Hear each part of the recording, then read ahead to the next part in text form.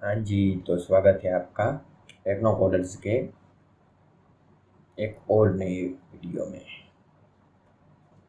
तो पिछले वीडियो में हमने HTML, CSS और जावास्क्रिप्ट के बारे में अच्छी तरह से डिटेल में जानकारी प्राप्त की थी। तो इस वीडियो में हम देखेंगे कि हम HTML का पहला प्रोग्राम बनाएंगे कि HTML का प्रोग्राम इस तरह से बनाते हैं। VS कोड का सेटअप तो हमने पिछले वीडियो में ही कर लिया था। तो चलिए,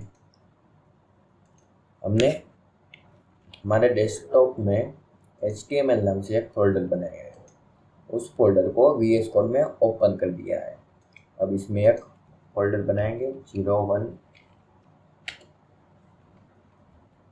0101_basics और इसमें हम एक फाइल बनाएंगे index.html।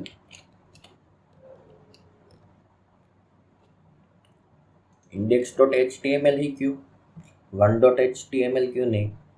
index.html इसलिए क्योंकि हम जब कोड को डिप्लॉय करेंगे सर्वर में, तो हमारा सर्वर जो होम पेज होगा उसे हम इंडेक्स कहते हैं।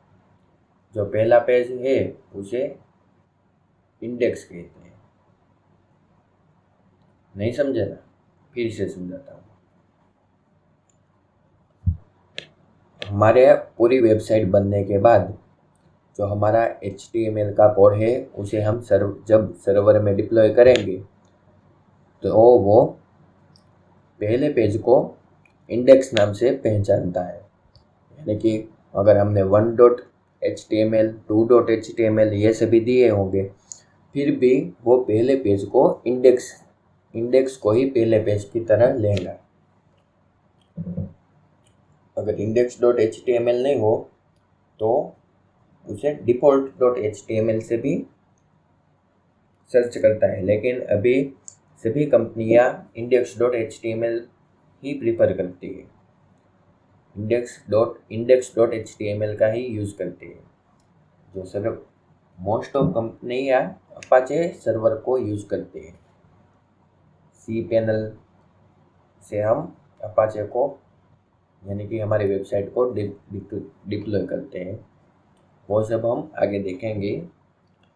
पहले हम हमारा कोड करते हैं। index.html हमने फाइल बना ली।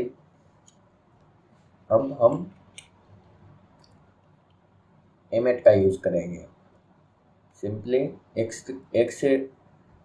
एक्सक्लेमेनेशन साइन हमने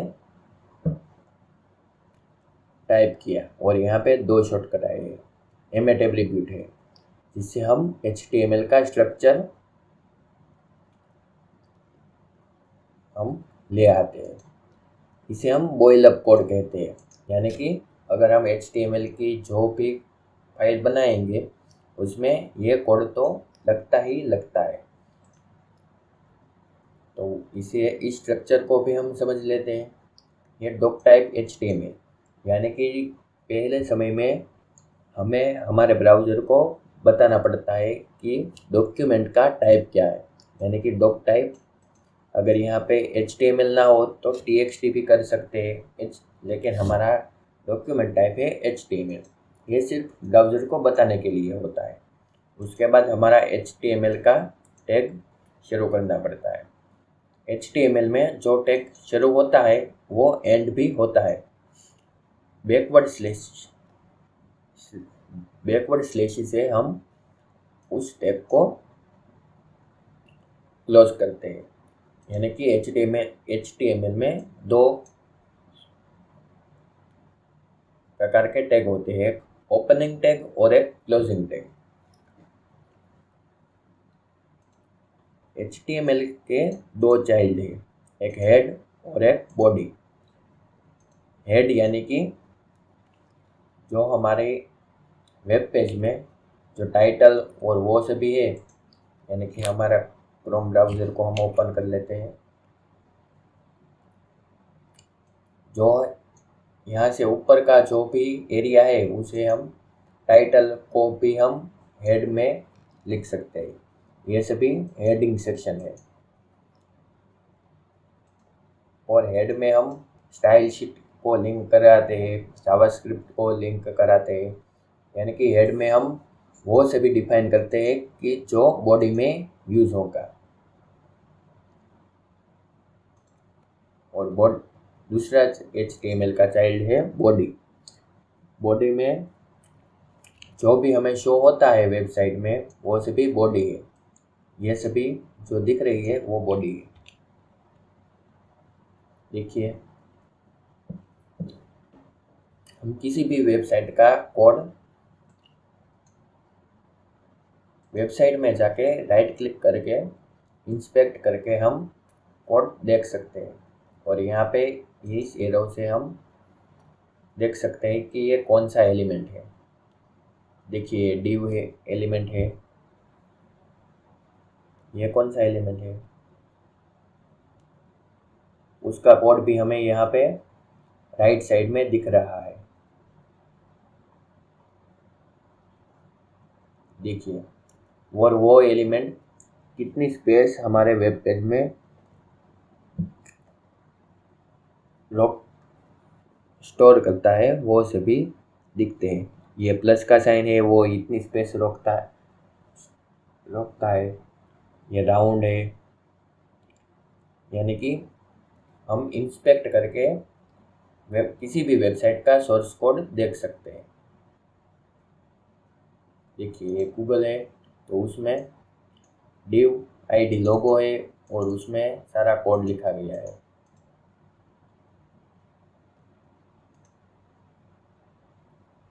हम इस बटन पे क्लिक करके हमारी वेबसाइट iPhone SE में हमारी वेबसाइट कैसे दिखेंगी, iPhone XR में कैसा वेब पेज दिखेगा, सैमसंग गैलेक्सी S8 में S8 प्लस में कैसा दिखेगा, iPad प्रो में हमारा वेब पेज कैसा दिखेगा, ये सब हम यहाँ से देख सकते हैं। और एक हमें सोर्स कोड देखना हो तो हम व्यू पेज सोर्स पे जाके भी पेज को देख सकते हैं, कोड को देख सकते हैं।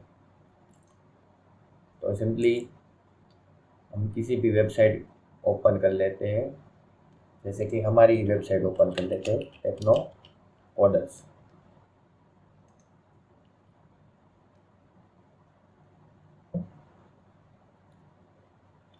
ये हमारी वेबसाइट में ये जो दिख रहा है ये बुकमार्क बार के नीचे वो सभी बॉडी टैग में लिखा गया है। और ये टेक्नो कोडर्स लिखा गया है हेडिंग सेक्शन में, वो हेड में लिखा गया है। तो अब आप समझ चुके होंगे कि बॉडी क्या है। तो हमारे कोड में पहला हम H1 से हेलो प्रिंट कराते हैं और कोड को करते हैं सेव। अब आउटपुट देखने के लिए हम हमारा फोल्डर ओपन करेंगे। हमारा फोल्डर HTML है, उसमें बेसिक्स में index.html, उसमें देखिए यहाँ पे हेलो प्रिंट हो गया। हमने लिखा तो है इतना कुछ, लेकिन प्रिंट सिर्फ हेलो ही हुआ, क्योंकि ब्राउज़र ये H1 बॉडी ये सभी टैग को रिमूव कर देता है और हेलो को ही प्रिंट करता है। देखिए, हमने हेलो प्रिंट करा लिया। H2 में देखते हैं, हाय। यहाँ पे हमने सेव भी करा, लेकिन यहाँ पे कुछ क्यों नहीं दिखा? क्योंकि ब्राउज़र एक बार ओपन करने के बाद उसे रीरेंडर नहीं करता। वो वापस जाके चेक नहीं करता कि उसमें कोई चेंज हुआ है या नहीं हुआ। वो देखने के लिए हमें वेब पेज को रीलोड कराना पड़ता है, रिफ्रेश कराना पड़ता है। तो रिफ्रेश कराते हैं, देखिए यहाँ पे हाई आ गया। ये हमें बार बार रिफ्रेश ना कराना पड़े, इसलिए हम लाइव सर्वर का यूज़ करते हैं।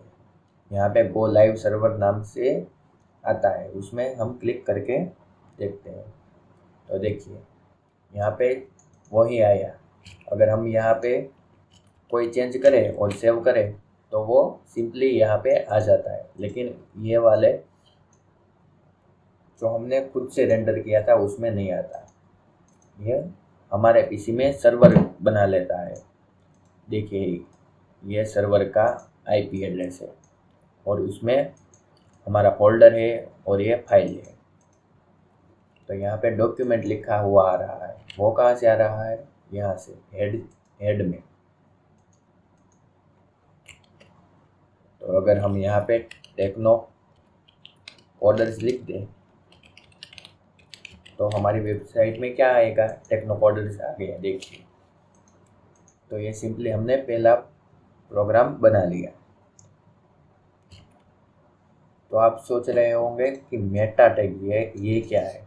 हम मेटा टैग से हमारे वेब पेज में व्यू पोर्ट वो सभी हम ले आ सकते हैं। उसके लिए हम एक वेबसाइट में देखते हैं what is Meta tag.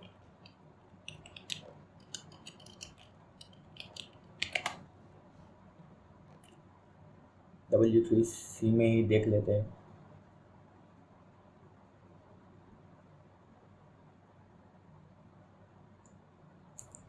HTML document metadata is data information about data. Text always go inside the head. Head में लिखा जाता है। Character set, page description, keyword, author, the document and view port setting, वो सभी हम Meta tag से देख सकते हैं। ये मेटा डेटा हमारे वेब पेज में कहीं भी शो नहीं होता। देखिए ये लिखा गया है वो शो नहीं होता, सिर्फ टाइटल शो होता है। लेकिन मेटा डेटा से हम हमारे जो ब्राउज़र के क्राउल होते हैं, यानी कि एसईओ में मेटा डेटा बहुत यूज होता है। जैसे कि हमने कुछ सर्च करा, यहाँ पे ही सर्च करा था व्हाट इज HTML, तो ये जो लिखा हुआ है डिस्क्रिप्शन, ये डेटा, ऑथर भी कई जगह पे लिखा होगा।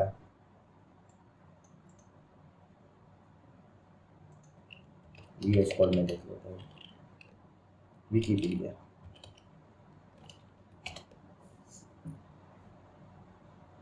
ये डिस्क्रिप्शन लिखा गया है वो सभी मेटा डेटा में लिखा गया होगा। ऑथर कौन है, ये सभी जो हमारी जब वेबसाइट बिल्ड होती है और जब डिप्लॉय होती है तब वो उसे सर्वर में डालते हैं। तो सर्वर में डालने के बाद गूगल में इंडेक्सिंग करानी पड़ती है, और इंडेक्स कराने के बाद अगर कोई यूज़र हमारी वेबसाइट में दी गई डिस्क्रिप्शन, टाइटल और डेटा मेटा डेटा से जो मैच हो जाए, वो सारी इन्फॉर्मेशन यूज़र को शो कराता है। वो इस तरह से शो कराता है, इसलिए मेटा डेटा का यूज़ होता है। तो इस वीडियो को यहाँ तक ही रखते हैं, आगे और HTML के बारे में सीखेंगे। तो अब आप इस वीडियो और इस चैनल को सारे दोस्तों और फ्रेंड सर्कल, कॉलेज में सभी जगह पे फैला दीजिए। तो मिलते हैं अब एक और नई वीडियो में।